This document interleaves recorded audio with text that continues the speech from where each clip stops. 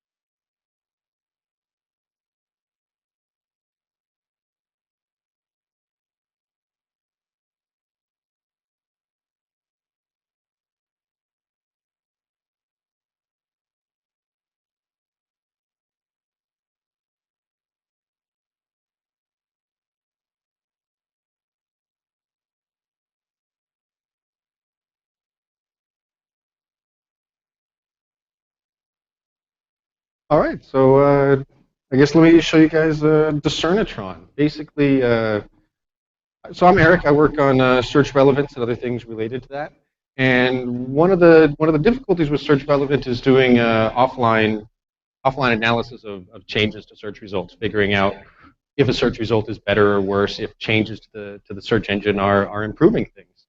And so one of the things that we're using to improve search relevance is having human-scored queries, where basically humans have gone through query results that are combined from us, from Google, from DuckDuckGo, and from Bing, and are grading which results should be at the top, which results are useful, and which results are completely useless, like your search is bad if you return these results. Uh, so this is going to be at discernatron.wmflabs.org. It's just a standard WMF Labs thing.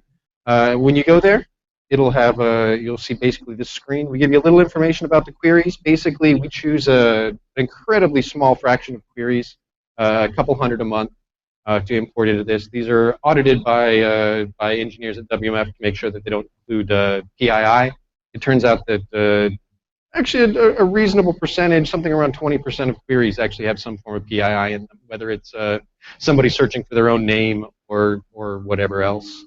So when you go here, if you click Get Started, it'll basically log you in. If you've logged in previously, it's not going to ask you anything. It's just going to send you right to the instruction pages. If you have never logged into this previously, it'll drop you to meta.wikimedia.org, and it'll give you just a little thing that says Allow Discernatron. And basically, that's just that's our login process. It gives you some brief instructions here. Basically, we have 4 levels of grading. We have irrelevant, maybe relevant, probably relevant, and relevant. The differences here, so irrelevant queries are basically irrelevant results are basically ones that just have no relationship to the query. Like, you don't even know why these are being shown here. They does turn up quite often, actually. Maybe relevant are things that have some relationship to the query, but you don't think that they're good answers in any way. Like, if you searched for San Francisco and you got an article about some random thing that just happens to have the word San Francisco, that would either be irrelevant or maybe relevant, depending on how tenuous the link to San Francisco is. But these are something, just make a judgment call. You don't have to try too particularly hard to figure out which one it's going to be. Just something that makes sense to you is fine. Probably relevant are results that you would expect to find on the first page of results. These are things that seem to have a reasonable relationship to the query. They seem like they might have an answer to the query. And then the relevant one is specifically items that you would expect to see as the top couple results, like the ones at the very top of the result page. So if I were to search San Francisco, the page for San Francisco is a relevant page. Like, that's an exact match. It's good. Other things that might be relevant, the Golden Gate Bridge might be a relevant match for San Francisco. But again, you use your judgment. There are a lot of different queries. So anyways, let me switch over to the scoring interface. At the very top of the instructions page, the button just says continue to scoring. And that'll drop you over to here. It's basically, this tells you what the query is. Let me actually switch to, so like this particular one, the query that the user had was induction. Now feel free, like copy the query, send it to your favorite search engine, figure out what it is. Like induction cooking, you might know what it is, but if you're not familiar with the query, go ahead and search the web for it. Get familiar with what is probably what this query is asking about. This happens all the time. There's another query that's in here that's roads built by Marcos and Aquino. And there's a reasonable chance you don't know what that is. But if you were to do a Google search for it, or if you do a DuckDuckGo search and you look around, you might get a better understanding, and that gives you enough information to start rating results. Rating is fairly simple. We have two interfaces. This is we call it the classic interface. This is kind of an engineering-based interface. Basically,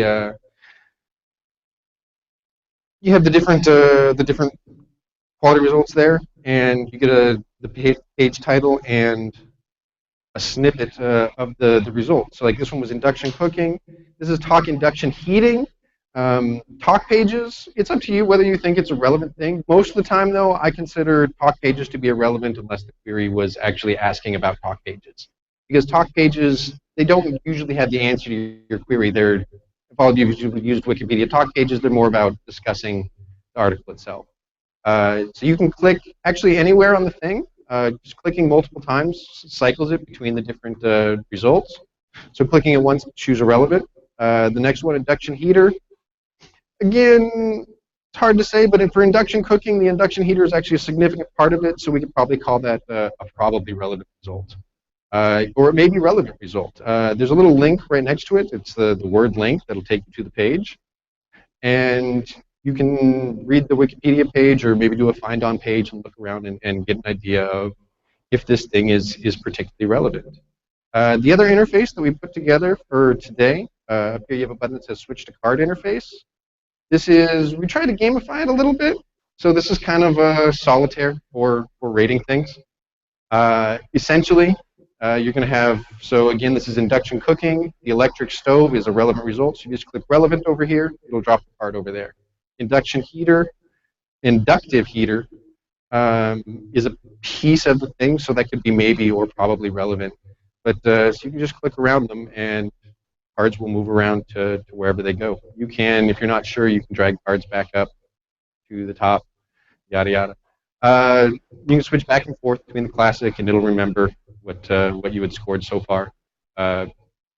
When you submit the results, for this interface, the button is all the way at the bottom because we would like you to score at least 80% of the results. Actually, if I were to submit this now with less than 80%, you will get an error at the top here. It says received 20 ratings, at least 28 must be rated. That's because we're requiring at least 80%.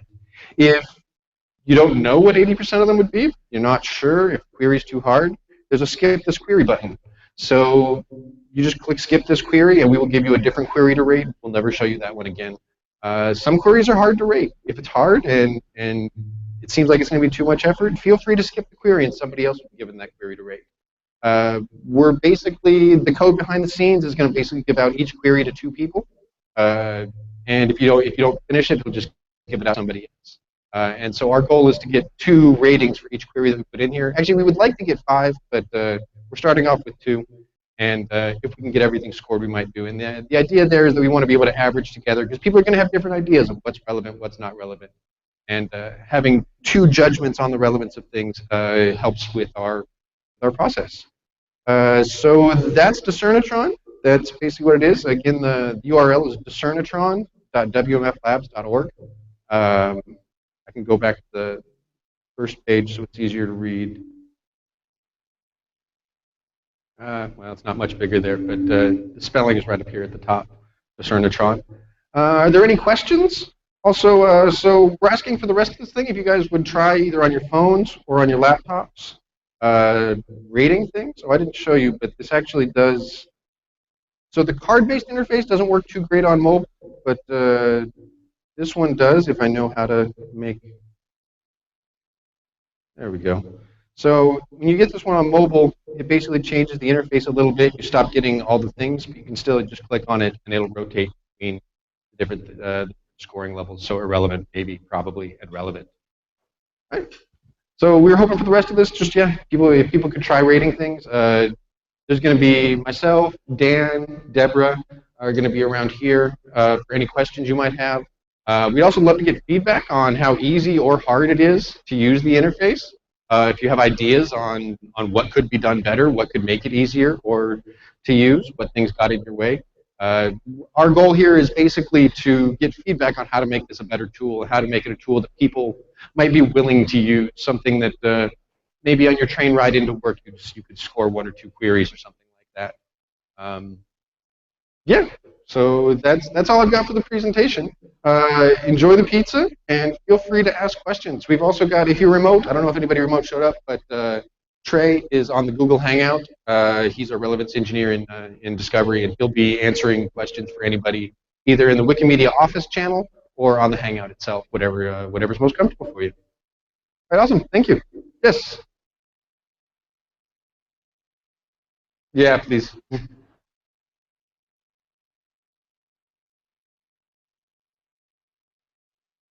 Hello.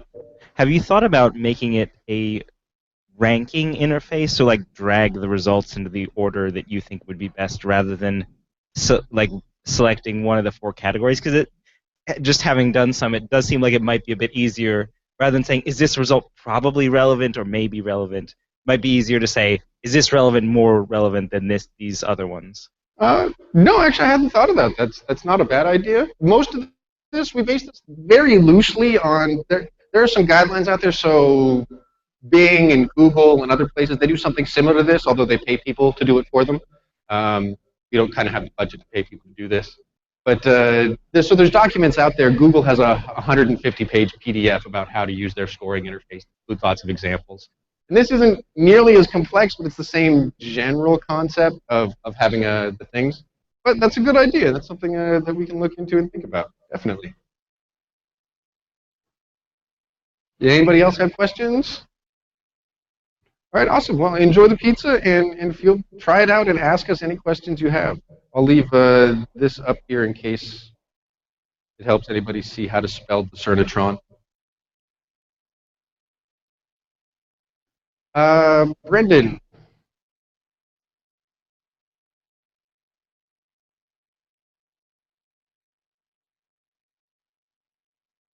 and that'll be the WF-guest network. Oh, it's one edit can make a difference, but the one is the number one, and then the rest of it is all lowercase with no spaces.